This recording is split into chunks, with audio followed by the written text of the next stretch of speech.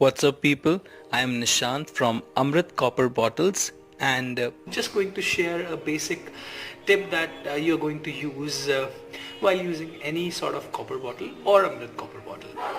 So, for example, copper is a very malleable metal and it deforms very easily. And if you can see, that's my personal bottle by the way. It's an antique brick design. So it's making too much sound and it has become really tight, as you can see.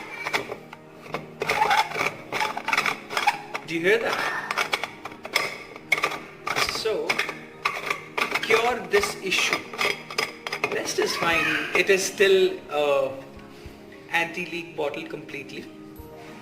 All you have to do is just open the lid, take this, take some oil.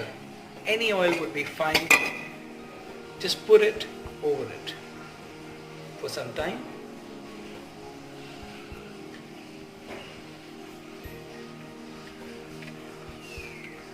That's it. That should be all. Make sure it covers the rim entirely so that wherever there is friction, it gets reduced due to this oil. Now, rotate a few times.